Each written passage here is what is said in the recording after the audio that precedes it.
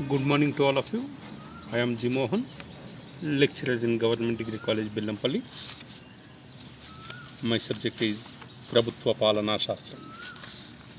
ఇప్పుడు నేను చెప్పబోయే పాఠ్యాంశం BA థర్డ్ ఇయర్ సంబంధించిన 6th సెమ్ రికార్డుల నిర్వహణ. మరి ఆధునిక కాలంలో ఏ కార్యాలయం చూసినా ఎక్కడ చూసినా కూడా రికార్డులు అనేటివి తప్పనిసరి అవసరం. అంటే మానవ జీవితంలో ప్రతి ఒక్కరికి కార్యాలయానికి కానీ వ్యక్తులకు కానీ రికార్డులు అనేటివి వివిధ దశల్లో అవసరమవుతాయి. రికార్డులు అంటే ఏంది? భద్రపరిచిన సమాచారం. మరి ప్రజాస్వామ్య ప్రభుత్వాలు ప్రజలతో సంబంధాలు ఏర్పాటు చేసుకోవడానికి రికార్డులు చాలా ఉపయోగపడతాయి. ప్రభుత్వ రికార్డులను ప్రజలు కూడా ప్రత్యేకమైన గుర్తింపు ఇవ్వడం అనేది జరుగుతుంది. ప్రభుత్వ రికార్డులన్నీ కూడా ప్రభుత్వ వైఖరికి, ప్రభుత్వం చేస్తున్న విధానాలకు, కార్యక్రమాలకు రికార్డులే చిహ్నాలుగా పేర్కొంటాం. రికార్డులో అత్యధిక భాగం ఫైళ్ళు, రిజిస్టర్, దస్తావేజులు. అవి కాగితం రూపేణ ఉండొచ్చు, ఫిల్మ్ రూపంలో ఉండొచ్చు, టేప్ రికార్డ్ రూపంలో ఉండొచ్చు, హార్డ్ డిస్క్లో ఉండొచ్చు. అంటే ఛాయాచిత్రాల రూపంలో ఏ విధంగానైనా రికార్డులను నిక్షిప్తం చేసుకోవడానికి అవకాశం అనేది ఉంది. అందువల్ల ప్రభుత్వాల స్వభావం ఎలాంటిదైనా కూడా రికార్డులు లేకుండా పాలన కొనసాగించడం అనేది సాధ్యం కాదు. అందువల్ల ప్రభుత్వ రికార్డులన్నీ కూడా ప్రభుత్వ నిర్వహణ సామర్థ్యానికి నిదర్శనాలుగా మనం పేర్కొంటాం. ప్రభుత్వ రికార్డులన్నీ కూడా ఎవరికి సంబంధించినవి? ప్రజలకు సంబంధించినవి, ప్రజల సంక్షేమానికి సంబంధించినవిగా పేర్కొనడం అనేది జరుగుతుంది.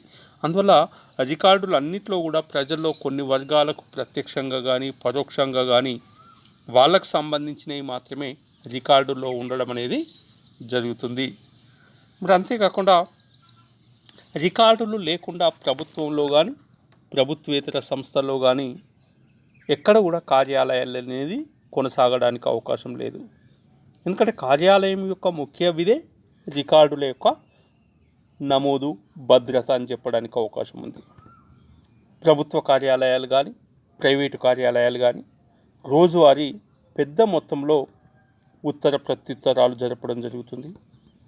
విధులు అంటే వీళ్ళ కార్యాలయంలోని అధిక భాగం విధులన్నీ కూడా రికార్డులకు సంబంధించినవిగానే మనం పేర్కొనడం అనేది జరుగుతుంది. అందువల్ల మానవునికి గల జ్ఞాపక శక్తి హద్దులే రికార్డుల నిర్వహణ యొక్క ప్రాముఖ్యాన్ని కల్పించడం అనేది జరుగుతుంది. ఎందుకంటే మానవుడు అన్ని విషయాలను కంప్లీట్గా ఎప్పుడు కూడా గుర్తుంచుకోవడం అనేది సాధ్యం కాదు. మరి కొన్ని విషయాలు కొంతకాలం ఉంటాయి, ఆ తర్వాత మరుగున పడిపోవడానికి అవకాశం ఉంది. కానీ ప్రభుత్వ కార్యాలయాల్లో రికార్డులు మాత్రం ప్రతి దాంట్లో కూడా ఎప్పుడు కావాలంటే అప్పుడు, ఎన్ని సంవత్సరాలకు కావాలంటే అన్ని సంవత్సరాలకు ఆ రికార్డుల్లోని అంశాలన్నీ కూడా మనం చూడడానికి అవకాశం ఉంది. అందువల్ల ప్రతి ప్రభుత్వ శాఖలో కానీ రోజువారీ పరిపాలనా విధానాల ప్రణాళిక కానీ, అమలుకు కానీ, నియంత్రణ కానీ, సర్క్యులర్లు కానీ, ఆఫీసు ఉత్తర్వులు ఇవన్నింటిని కూడా నిర్వహించాల్సిన అవసరం అనేది ఉంటుంది. అందువల్ల తప్పనిసరిగా వర్తక వాణిజ్యపరమైన కార్యాలయాలన్నిటికీ కూడా పెద్ద ఎత్తున రికార్డులను భద్రపరచడం అనేది జరుగుతుంది. అంతేకాకుండా మరి అసలు రికార్డులను భద్రపరచడానికి కారణం ఏముంది అనేది గింట మనం పరిశీలిస్తే, తప్పనిసరిగా రికార్డుల నిర్వహణ ద్వారా కొన్ని ఉద్దేశాలను నెరవేర్చడానికి అవకాశం అనేది ఉంది.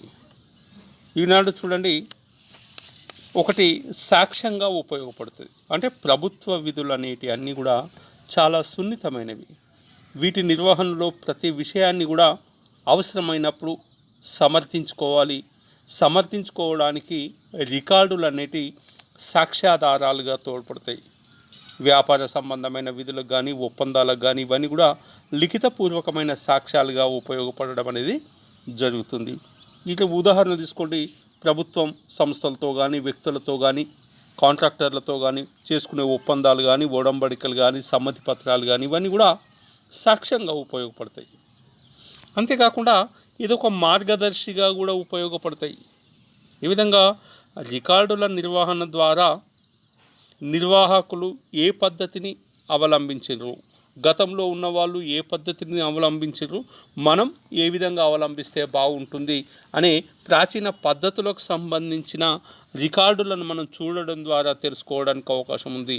దీని ద్వారా మనం నిర్ణయాలు కూడా తీసుకోవడానికి అవకాశం ఉంది. అంటే విధి నిర్వహణలో లోపాలు జరగకుండా వీలైనంత వరకు తగ్గించడానికి రికార్డులు అనేటివి తోడ్పడతాయి. అందువల్ల గతానికి సంబంధించింది కానీ వర్తమానానికి సంబంధించిన ప్రగతిని మనం చేయాలంటే గతంలో ఉన్న రికార్డులను ద్వారా కార్యాలయ ప్రగతిని మనం కనుగొనడానికి అవకాశం ఉంది. వ్యవస్థలో వివిధ స్థాయిల్లో ఉన్న అధికారులు నిర్ణయాలు తీసుకోవడానికి రికార్డులు అనేటివి మంచి సాధనాలుగా ఉపయోగపడడం అనేది జరుగుతుంది. అంతేకాకుండా రికార్డులో ఉన్న ప్రతి అంశం కూడా మనం లిఖితపూర్వకంగా ఉంటుంది కనుక రికార్డులు మంచి సాధనాలుగా ఉపయోగపడడం అనేది జరుగుతుంది. అంతేకాకుండా చట్టపరమైన విధులన్నీ కూడా కొన్నింటిని తప్పనిసరిగా ప్రతి కార్యాలయం నిర్వహించాల్సి ఉంటుంది. నిర్వహించాల్సి ఉన్నప్పుడు కార్యాలయం యొక్క నియమాలు, నిబంధనలు, చట్టపరమైన విధులు ఇవన్నీ కూడా తప్పనిసరిగా రికార్డుల్లో మాత్రమే ఉంటాయి కనుక పుస్తకాలు, దస్తావేజులు ఇవన్నీ కూడా రిజిస్టర్లు అన్నీ కూడా నిర్వహిస్తాం కనుక రికార్డులు అనేటివి తప్పనిసరిగా అవసరం. రికార్డుల ద్వారా కొత్త సిబ్బందికి స్వయం నిర్వహణ శక్తిని నిర్వహించవచ్చు. కొత్తగా జాయిన్ అయిన వాళ్ళు ఏదైనా చేయాలంటే గతంలో ఎవరు రికార్డు చేసినారు, ఏ విధంగా చేసినారు, అదేవిధంగా ఇతడు కూడా నేర్చుకొని పనిచేయడానికి అవకాశం ఉంది.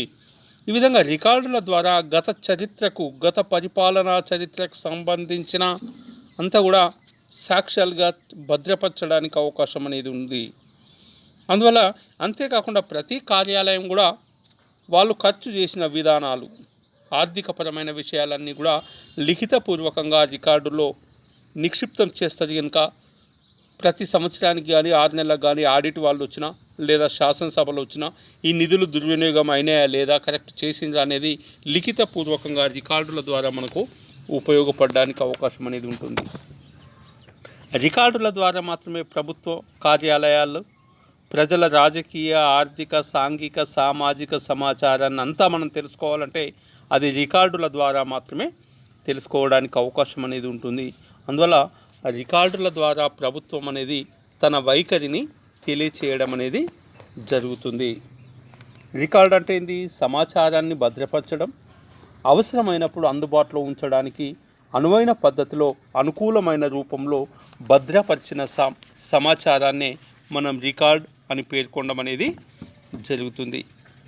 అంతేకాకుండా రికార్డుల యొక్క ముఖ్య ఉద్దేశాలను గురించి లీఫింగ్ వెల్ అనే రాబిన్స్ అనే శాస్త్రవేత్తలు 4 ఉద్దేశాలు పేర్కొన్నారు. ఒకటి, క్రమ అభివృద్ధిని భద్రపరచడం, అంటే to keep orderly account progress.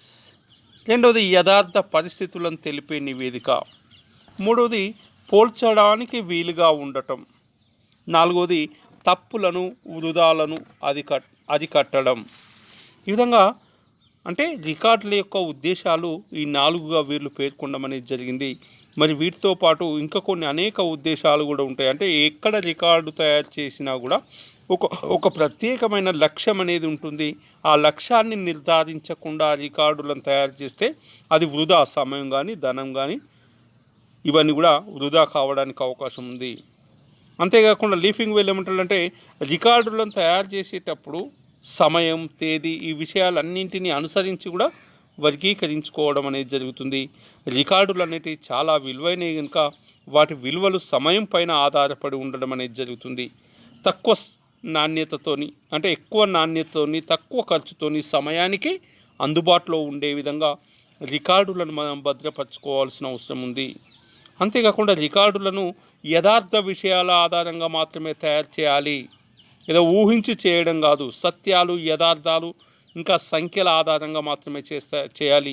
లేకుంటే అవి నిరుపయోగంగా మారడానికి అవకాశం అనేది ఉంటుంది. భవిష్యత్తు నిర్వహణకు అవసరం కాని సమాచారాన్ని రికార్డుగా భద్రపరచకూడదు. ఏది అవసరం, ఏది భవిష్యత్తులో అవసరం అనుకుంటే ఆ రికార్డుని నిల్వ చేయడం వలన వ్యయం కానీ కాలం కానీ వృధా చేసినట్లు, ఇంకా స్థలాన్ని కూడా దుర్వినియోగం చేసినట్టు అవుతుంది. అందువల్ల ఏది అవసరమో అది మాత్రమే మనం భవిష్యత్ తరాలకు రికార్డుగా ఉపయోగించాలి, భద్రపరచాలి. అంతేకాకుండా రికార్డులు అవసరం కొంతకాలం వరకు మాత్రమే ఉంటుంది, కానీ ఖచ్చితంగా అన్ని రికార్డుల కాల పరిమితి ఇంత అని చెప్పలేము. ఎందుకంటే రికార్డులు చూడండి, కొన్ని శాశ్వతమైన రికార్డులు ఉంటాయి, నిర్ణీత కాల రికార్డులు ఉంటాయి, అనవసరమైన రికార్డులు ఉంటాయి. ఇట్లాంటివన్నీ కూడా ఏది ఎప్పుడు ఉంచాలి వద్దు అనేది అనవసరమైన రికార్డులను తీసేస్తాం, శాశ్వతమైన రికార్డులను భద్రపరుస్తాం. నిర్ణీత కాల పరిమితి వరకు ఉన్నప్పుడు ఆ కాల పరిమితి వరకు అవి ఉంచుకుంటాం, ఆ తర్వాత వాటి ఆడిట్ అయినాక తీసివేయడం అనేది జరుగుతుంది. అందువల్ల రికార్డుల నిర్వహణ అనేది అతి ముఖ్యమైన అంశంగా మనం పేర్కొనడం అనేది జరుగుతుంది. అందువల్ల రికార్డు నిర్వహణ చేసేటప్పుడు మనం కొన్ని అంశాలను పరిశీలించాలి. అసలు రికార్డులను భద్రపరుస్తున్న విషయాలు అవసరమా కాదా, అవసరమైతే ఉంచుకోవాలి, లేకుంటే లేదు. అదేవిధంగా రికార్డులను మనం తరచూ వాడుతున్నామా, ఎప్పటికీ ఉపయోగపడుతున్నామా, వాడకుంటే అట్లాంటి రికార్డులను అవసరం లేదు అని మనం తొలగించడానికి అవకాశం ఉంది. అందువల్ల రికార్డుల కోసం ఉపయోగించిన సామాగ్రి నుంచి కూడా గరిష్ట సేవలను పొందాలి. ఇవన్నీ కూడా మనం ముందే వాటి ఆవశ్యకతను నిర్ధారిస్తూ అంశాలను పరిశీలించి మాత్రమే రికార్డులను భద్రపరచాలి. మరి రికార్డులలో పొందుపరిచిన సమాచారాన్ని ఆధారంగా చేసుకొని సమాచారాన్ని రికార్డులను అనేక రకాలుగా వర్గీకరించడానికి అవకాశం ఉంది. ఇక్కడ మనం ఒక 9 రకాలని పేర్కొన్నాం. ఒకటి ఉత్తర ప్రత్యుత్తరాలకు సంబంధించిన రికార్డులు. అంటే ఇక్కడ ఉత్తర ప్రత్యుత్తరాలకు సంబంధించిన రికార్డులు అంటే చూడండి, ఇందులో ఉత్తరాలు కానీ, నోటీసులు కానీ, సర్క్యులర్లు కానీ ఇవన్నీ కూడా కార్యాలయం నుంచి సేకరించినవి, ఇతర కార్యాలయాలకు పంపిన వివరాలు ఉంటాయి. ఇది ఒక రకమైన రికార్డులు. రెండవది అకౌంట్స్ రికార్డు లేదా ఖాతాలకు సంబంధించిన రికార్డులు అనుకుంటాం. అంటే ఇందులో అమ్మకాలకు సంబంధించినవి కానీ, కొనుగోలుకు సంబంధించినవి కానీ, ఉత్పత్తి, నిల్వలు, రసీదులు, బిల్లులు, ఇవన్నీ వివరాలన్నీ కూడా ఇందులో ఉండడం అనేది జరుగుతుంది. అదేవిధంగా మూడవది సిబ్బంది రికార్డులు, సిబ్బంది వ్యక్తిగత రికార్డులు అనుకుంటూ పర్సనల్ రికార్డ్స్. అంటే కార్యాలయంలో కానీ సంస్థలో పనిచేసే సిబ్బందికి సంబంధించిన వ్యక్తిగత వివరాలు, వారి పనితీరు వివరాలు, ప్రమాదవశాత్తు జరిగిన సంఘటనలు, అంటే వాళ్ళ చరిత్రకు సంబంధించిన, వాళ్ళ ఉద్యోగుల వివరాలకు సంబంధించిన అన్ని వివరాలన్నీ కూడా పర్సనల్ రికార్డులో ఉండడం అనేది జరుగుతుంది. నెక్స్ట్ చట్టపరమైన రికార్డులు, అంటే లీగల్ రికార్డ్స్ అంటాం. అంటే ఇందులో చట్టబద్ధమైన నిర్ధారణకు అవసరమైన విషయాలన్నీ కూడా ఇందులో ఉంటాయి. ఉదాహరణ తీసుకుంటే ఆస్తి పన్నుకు సంబంధించినవి లేదా కంపెనీ కార్యాలయ చట్టాలకు సంబంధించినవి, ఇవన్నీ కూడా లీగల్గా ఉపయోగపడడానికి అవకాశం అనేది ఉంటుంది. ఐదవది వ్యాపార ఇతర రికార్డులు అంటాం. అంటే కార్యాలయానికి ప్రత్యక్షంగా కానీ పరోక్షంగా కూడా సంబంధించిన కార్యక్రమాలపైన కూడా అనేక రికార్డులు పేర్కొంటాం. కొనుగోలు రికార్డులు 6(1) అంటే కార్యాలయంలో వస్తువుల కొనుగోలుకు సంబంధించి, ఖాతాలకు సంబంధించి ఉన్న వాటన్నింటిని కూడా విడివిడిగా తయారు చేయడం అనేది జరుగుతుంది. అదేవిధంగా నిల్వల రికార్డులు, మరి కార్యాలయంలో కంపెనీలలో కొనుగోలు ముఖ్యంగా అవసరాన్ని బట్టి నిర్ణయిస్తే నిల్వల ఆధారంగా కొనుగోలు చేయబడుతుంది. ఎంత నిల్వ ఉంది, ఎంత కొనాలంటే ఆ నిల్వల రికార్డులు మనం భద్రపరచడం అనేది అవసరం. అదేవిధంగా అమ్మకాల రికార్డులు, అంటే కొనుగోలు నిల్వల ఆధారంగానే ఎంత అమ్మకాలు చేస్తున్నాం అనేది అది కూడా ఒక రికార్డుగా నిర్వహించడం జరుగుతుంది. అదేవిధంగా ఉత్పత్తి రికార్డులు, అమ్మకాల నిల్వల రికార్డులపైననే ఎంత ఉత్పత్తి జరుగుతుంది, ఎంత ఉత్పత్తి చేస్తున్నాం, గతంలో ఎంత ఉంది, వర్తమానం ఎంత ఉంది, భవిష్యత్తు ఎంత ఉంది అనేది అంతా కూడా దీని ద్వారా మనం నిర్వహించుకోవడం అనేది జరుగుతుంది. ఈ విధంగా రికార్డుల నిర్వహణ అనేది అన్ని స్థాయిల్లో కూడా మనం నిర్వహించుకోవడం అనేది జరుగుతుంది. అంతేకాకుండా మరి రికార్డుల నిర్వహణలో కొన్ని చర్యలు తీసుకోవాల్సిన అవసరం ఉంది. అంటే రికార్డులో నిర్వహించే క్రమంలో రికార్డు గదుల కోసం ఒక గదిని ఏర్పాటు చేసుకోవాల్సిన అవసరం ఉంది. అందరికీ అన్ని శాఖలకు విభాగాలకు అందుబాటులో ఉండే విధంగా రికార్డుల యొక్క గదిని ఏర్పాటు చేసుకోవాల్సిన అవసరం ఉంది. కొన్ని పెద్ద పెద్ద కార్యాలయాల్లో కేంద్రీకృత ఫైల్ పద్ధతులు, అంటే ఒకే గది ఉంటుంది, అది అందరూ కూడా దాంట్లోనే ఉపయోగించడానికి అవకాశం ఉంది. లేదు చిన్న చిన్న కార్యాలయాలు ఉన్నప్పుడు ఎవరి రికార్డుకు సంబంధించి వాళ్ళ ఆల్మార్లో కానీ ప్రత్యేకంగా రికార్డు ఎవరి దగ్గరనే ఉంచుకోవడం అనేది జరుగుతుంది. అదేవిధంగా రికార్డుల భద్రత కూడా ముఖ్యం. అంటే ప్రమాదాల నుంచి కానీ సాంకేతికమైన అగ్ని ప్రమాదక సాధనాల గురించి అవన్నీ కూడా నిర్వహించుకోవాల్సిన అవసరం ఉంది. రికార్డు ఉండే ప్రదేశం, గది, వసతి కూడా అవసరాన్ని తీర్చడానికి వీలుగా ఉండాలి. ఈ విధంగా అనేక అంశాలను మనం చూసుకోవాల్సిన అవసరం అనేది ఉంది. అంతేకాకుండా మరి కార్యాలయ నిర్వహణలో అన్ని స్థాయిలో ప్రభుత్వ పాలనకు రికార్డులు అనేటి అన్ని స్థాయిల్లోనూ నిర్ణయీకరణకు సహాయపడతాయి. మరి ఇందులో ఒకటి దత్తాంశం అనుకుంటాం. అంటే కార్యాలయ పని నిర్వహణలో దత్తాంశం అనేది అతి ముఖ్యమైనది. అంటే కార్యాలయాన్ని మొత్తం ఏమంటాం మనం? సమాచార కేంద్రం అంటాం, ఇన్ఫర్మేషన్ సెంటర్ అంటాం. అంటే ప్రతి కార్యాలయానికి దత్తాంశం అనేది గుండె వంటిది. అర్థవంతమైన సమాచారాన్ని మనం దత్తాంశంగా పేర్కొంటాం. దత్తాంశం అంటే ఏంది? సమాచారం. దత్తాంశం అనేది విశాలమైన పదంగా మనం పేర్కొంటాం. అంటే మనకు మొత్తం విషయాలను సేకరించడాన్ని దత్తాంశంగా పేర్కొంటాం. ఒక ప్రత్యేకమైన ఒక పని కోసం మాత్రమే కాకపోవచ్చు. అందువల్ల ఈ దత్తాంశాన్ని రికార్డు చేసేటప్పుడు ప్రాథమిక ఆధారాలు, మాధ్యమిక ఆధారాలు ఇవన్నీ కూడా ఆలోచించి సమాచారాన్ని రికార్డు చేయడం అనేది జరుగుతుంది. అందువల్ల ఈ రికార్డు చేసే క్రమంలో ప్రాథమిక దత్తాంశాన్ని మనం చేసుకోవాలనుకుంటే, అంటే ఈ సమాచారాన్ని ఏ విధంగా మనం సేకరిస్తున్నాం, అది ప్రశ్నపత్రాల ద్వారానా, విచారణ ద్వారానా, ఏ విధంగా అనేది ఇంటర్వ్యూ పద్ధతి ద్వారానా, అనేక పద్ధతులు ఉన్నాయి. ఈ పద్ధతుల ద్వారా మనం సమాచార దత్తాంశాన్ని సేకరించడం అనేది జరుగుతుంది. ఇప్పుడు ఫర్ ఎగ్జాంపుల్ పరిశీలన ప్రయోగాత్మక పద్ధతి అనుకోండి. ఇందులో పరిశీలకుడు అంతా కూడా రికార్డుకు సంబంధించిన విషయాలన్నీ కూడా సొంతంగా సేకరించి భద్రపరిచి అన్వయించుకొని ఎక్కువగా ముఖాముఖి సమాచారాన్ని సేకరించడం అనేది జరుగుతుంది. అదేవిధంగా ఇంటర్వ్యూ పద్ధతి ద్వారా కూడా సమాచారాన్ని సేకరిస్తారు. ముఖాముఖి ద్వారా అడగవలసిన విషయాలను ప్రత్యక్షంగా అడిగి ప్రశ్నల రూపంలో అడిగి సమాచారాన్ని సేకరిస్తారు. దీన్ని వ్యక్తిగత ఇంటర్వ్యూ పద్ధతి అని కూడా అంటారు. అదేవిధంగా ప్రశ్నావళి ద్వారా, తపాల ద్వారా పంపించే పద్ధతి. అంటే ముందే సర్వే రూపంలో వాళ్ళకు ఒక్కో ఉత్తరాన్ని రాసి అందులో క్వశ్చన్లు ఆన్సర్ చెప్పి వాళ్ళ ఆన్సర్ రాయడానికి తగిన స్థలం కేటాయించి ఈ విధంగా కూడా రాపించడానికి అవకాశం అనేది ఉంది. ఈ విధంగా దత్తాంశం అనేది అతి ముఖ్యమైన అంశం. అదేవిధంగా సమాచారాన్ని కూర్చడం, ఎడిటింగ్ డాటా అంట. మరి మనం సమాచారాన్ని అంతా కూడా సేకరించుకున్న తర్వాత ఈ సేకరించిన సమాచారాన్ని ఒక క్రమ పద్ధతిలో కూర్చడం కూడా చాలా ముఖ్యమైన పని. సేకరించిన ప్రతి సమాచారం మనకు అవసరం లేదు. అందులో దాన్ని ఎడిట్ చేసి ఏది అవసరం ఏది కాదనేది విశ్లేషించాల్సిన అవసరం ఉంది. వీలైనంత వరకు అందులో తప్పులు లేకుండా సర్దిద్దుకోవాల్సిన అవసరం ఉంది. సేకరించిన సమాచారం అంతా కూడా పూర్తిగా లేదా సంపూర్ణంగా ఉందా లేదా అని నిర్ధారించుకోవాల్సిన అవసరం అనేది తప్పనిసరిగా ఉంది. అందువల్ల సమీకరించిన సమాచారాన్ని అంతా కూడా ఒక క్రమ పద్ధతిలో విశ్లేషించాల్సిన అవసరం ఉంది. ఆ తర్వాత అది సులభంగా అర్థమయ్యే రీతిలో ఒక పట్టిక రూపంలో తయారు చేయడం అనేది శ్రేయస్కరం. ఈ విధంగా కీలకమైన సమాచారాన్ని అంతా కూడా మనకు ఆకర్షణీయంగా సమర్పించడానికి వర్గీకరణ అనేది కూడా తోడ్పడుతుంది. ఏ విధంగా అంటే దత్తాంశాలను వర్గీకరణ, గుణాత్మక వర్గీకరణ, అంటే కొన్ని సాధారణ గుణాల ఆధారంగా కూడా మన సమాచారాన్ని సేకరించవచ్చు. అంటే స్త్రీలు ఎంతమంది, పురుషులు, ఉద్యోగులు, నిరుద్యోగులు అనేవాళ్ళు వాళ్ళ కేటగిరీని బట్టి.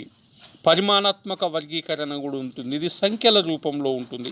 అంటే వీరి జీతం ఎంత, వేతనాలు ఎంత, బరువు ఎంత, ఇదంతా. అదేవిధంగా భౌగోళిక ఆధార వర్గీకరణ, లక్షణాల ఆధారంగా, అంటే జిల్లాల వారీగా, గ్రామాల వారీగా, పట్టణాల వారీగా, రాష్ట్రాల వారీగా, దేశాల వారీగా కూడా చేసుకోవడం అనేది జరుగుతుంది. అదేవిధంగా కాలానుక్రమం లేదా కాల పరిగణనం అంటారు. సమయానుసారంగా వర్గీకరణంగా వారాలను, నెలలు, సంవత్సరాలు సేకరించిన సమాచారాన్ని పట్టిక రూపంలో ఏ ఇయర్లో ఎంతుంది, ఏ నెలలో ఎంతుంది, ఈ విధంగా పట్టిక అంటేనే సమాచారాన్ని ఎక్కువ మంది అర్థం చేసుకునే విధంగా ఉండడానికి అవకాశం అనేది ఉంది.